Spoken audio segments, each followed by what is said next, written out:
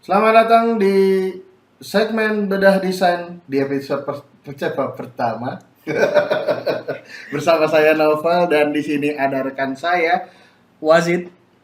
Wazid sebagai arsitek di sini. Jadi kali ini kita mau ngebedah desain sebuah rumah yang kemarin klien kita minta. Nah, mungkin gimana nih Jit? Enaknya Jit?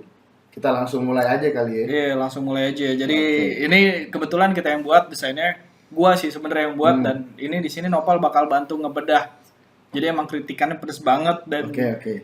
dan di sini bakal diobrak-abrik ya terkait desain minimalis yang saat ini digandrungi kaula Iya, muda. kaulah muda. Oke. Desain minimalis dan rumah tumbuh ya. Wah. Apa Ya. itu rumah tumbuh? Nanti kita akan bahas. Oke, kita masuk ke yang pertama. Jadi kita kita jalan-jalan dulu ya ke depan Iya, ya, Pal ya. kita duduk dulu aja nih, pegel.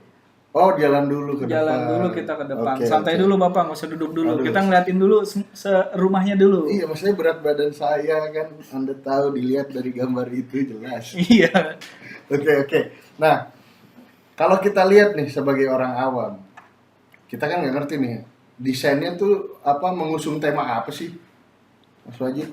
Nah, jadi desain ini temanya tuh Japandi. Waduh. Japandi. Apa tuh Japandi itu adalah Japanese and Scandinavian. Oke, berarti apa, perkawinan antara desain Japanese dan desain Skandinavian yang pastinya itu minimalis banget dong harusnya. Bener banget. Jadi ini konsep baru ya, konsep baru Japanese dan Skandinavian. Yang itu biasanya yang pertama kelihatan jelas geometri desainnya tuh kelihatan jelas gitu. Kayak kalau misalnya kita ngelihat di sini, oh ternyata geometri dasarnya itu cuman segitiga dan persegi panjang gitu. Jadi Oke. kelihatannya tuh minimalis banget, orang ngeliat tuh langsung kebaca, oh rumahnya kayak begini gitu. Tapi tidak seperti rumah subsidi, jelas dong. Ya jelas dong. Oh, Bapak. jelas tidak. Jelas dong Bapak. Ini pasti harus modern dan terlihat mewah. Benar sekali. Betul Jadi ini sekali. minimalis banget buat orang-orang kaum minimalis yang sangat menjunjung tinggi keminimalisan. Ini menurut saya ini mantap banget desain. Oke, kelebihannya apa tuh dari desain Japandi ini, Mas Wajid? Jadi kelebihannya yang pertama kita bisa dapat bangunan yang mudah dicerna oleh mata. Oke. Nah, itu yang pertama, poin Mudah pertama. dicerna ya. Oke. Yang kedua kita bisa dapat extra space ya. Extra space. Extra space. Jadi Gimana tuh? jadi lahan kita kali ini mukanya itu 5,5 meter dikali Oke. 12 meter. Wah, kecil ya. Kecil sebenarnya. Kecil tanahnya ya. Oke. Cuman itu cukup banget buat emang keluarga baru ya, keluarga baru. Buat keluarga baru seperti kita. Iya benar banget. Lu baru yang punya anak, sudah punya anak dong. Iya Dan benar. gue hampir punya anak, kayaknya cocok banget nih buat kita. Cocok gitu banget, ya. cocok banget buat milenial yang mau bangun rumah, Mhm. yang Terbatas biaya. terbatas biaya. Ini Oke. sebenarnya kalau misalnya kita bangun rumah ini murah banget sih. Maksudnya terjangkau ya. Tapi nih sebelum kita lebih lanjut nih Mas Wajid, kayaknya enaknya kita duduk dulu di Duduk dulu teras-teras ya. lucu yang sebelah sana tuh. Tutup dulu ya. Kita Nah, nyantai dulu aja dah. Kita nyantai dulu ya. dulu. Woi, ini enak banget ya pemandangan awalnya kan, langsung hijau-hijau ya kan. Udah ada tamannya, terus di samping langsung carport nih berarti ya. Iya, di samping carport. Dan ini sebenarnya tempat duduk yang teras lah. Kalau misalnya sekarang kan COVID ya. Iya, Jadi betul, terasnya paling enak di luar gitu. Oh, Jadi oke. tamu-tamu yang kita nggak kenal itu kita terimanya tuh di luar. Di luar dulu. Di luar dulu. Tapi pasti tamu udah dikenal dong. Kalau misalnya ya kan tamu Oh, kalau ada PLN. ada yang datang, Oh, pokoknya iya, ada yang iya. datang baru kenalan, Oke, mampir oke. ke rumah ke teras dulu. Teras dulu. Jadi nggak langsung masuk supaya nggak nyebar virus ya. Benar. Oh, Kalau iya. keluarga dan kerabat dekat, nah itu boleh masuk lah. Soalnya Oke. itu lebih ke ranah privacy ya. Oke. Nah, gue lihat-lihat nih, Mas Wajid. Kan biasanya ya, rumah itu pintunya di depan langsung ngadep ke jalan gitu. Ini kenapa di samping nih? Nah, ini menarik juga pertanyaannya. Jadi kita ngedesain rumahnya emang sengaja pintunya di samping. Kenapa? Itu juga bagian dari privacy ownernya juga.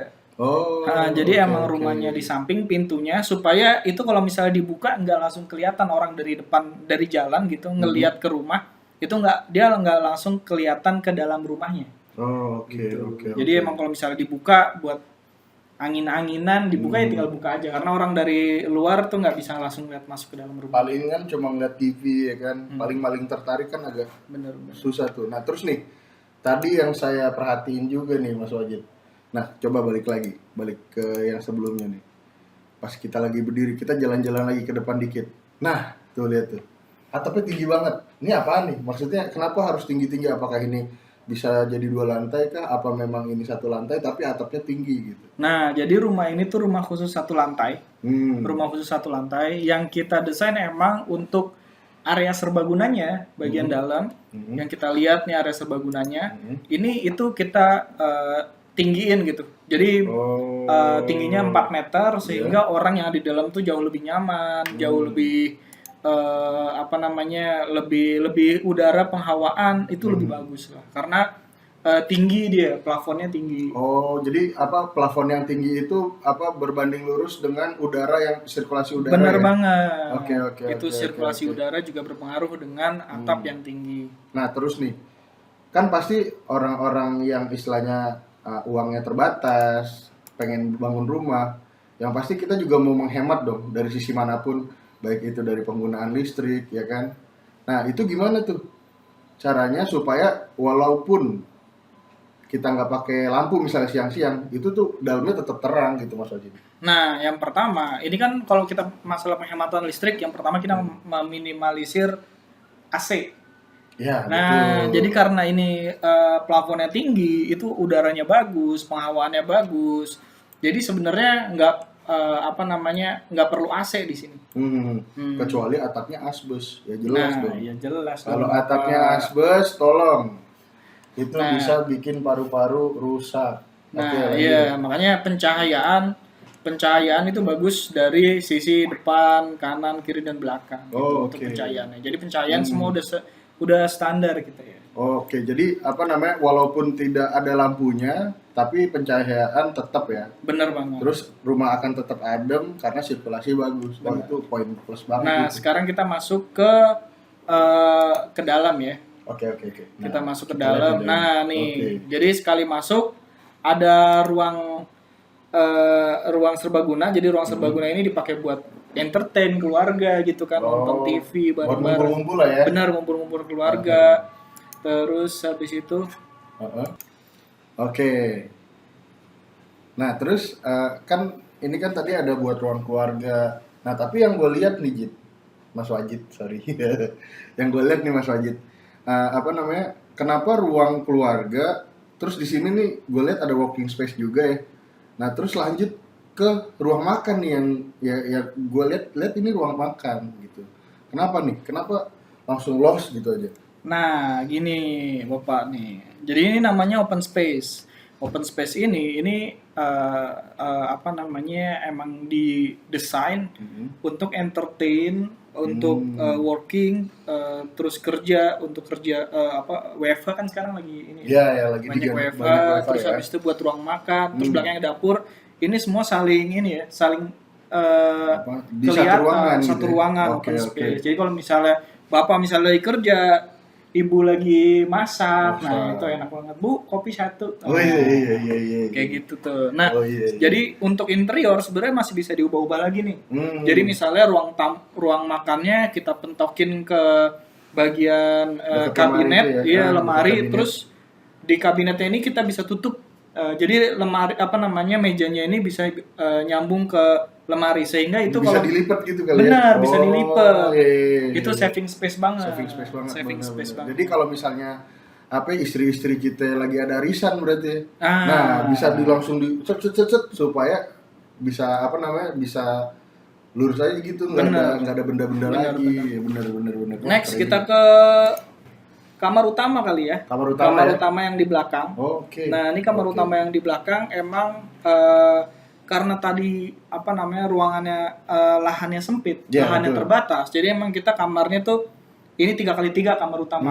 3x3 ya. Jadi kalau misalnya kita lihat dimensinya, balik ke dimensi, itu jadi karena ini lahannya itu 12 kali 5,5. 5,5, oke. Jadi di sini ada 2 kamar. Oh, bisa 2 kamar ya? Bisa gitu? 2 Oke. kamar, terus 1 kamar, 1 ruang serbaguna, 1 kamar mandi. Oke. Nah, kan yang ini berarti yang di depan kamar anak. Terus yang kamar utamanya di belakang dekat dapur gitu ya.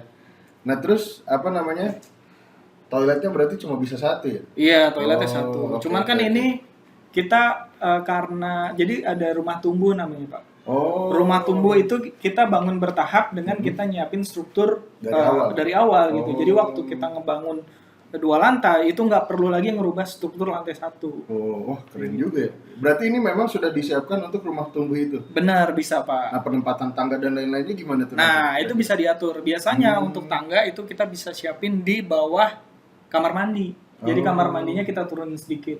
Oh, jadi iya. Jadi di bordes ya, jadi itu tangga. Nah, itu nanti kita bakal bahas lebih detail lagi rumah tumbuh. Tentang rumah tumbuh Benar. ya. Oke. Nah, terus kan mengingat tadi nih kita keluarga baru ya kan. Terus punya anak-anak pasti kecil-kecil ya kan. Nah, gimana tuh? Apa namanya supaya anak-anak kita nih aman gitu. Kalau misalnya ada benturan-benturan tidak kena sudut-sudut yang tajam gitu. Nah, gimana tuh? Nah, itu bisa nanti apa namanya setiap sudut itu bisa tidak runcing, itu bisa Pak. Oke. Jadi pembangunannya, desainnya itu bisa. Nah, untuk detailnya nanti mungkin kita bakal bahas lebih lagi ya. Nanti jadi ada namanya yes place ya, untuk anak kecil. Yes place tuh penting banget. Jadi anak itu tinggal ditaruh di situ kita aman gitu. Jadi anak umur di bawah 2 tahun itu kita taruh di situ itu aman, itu ada namanya yes place. Nanti kita bakal ngebahas lebih detail lagi. Oke. Mungkin apa namanya kalau dari gue sih udah cukup nih Mas Wajid nih terkait apa rumah ini, apalagi kan tadi konsepnya ternyata rumah ini bisa rumah tumbuh ya.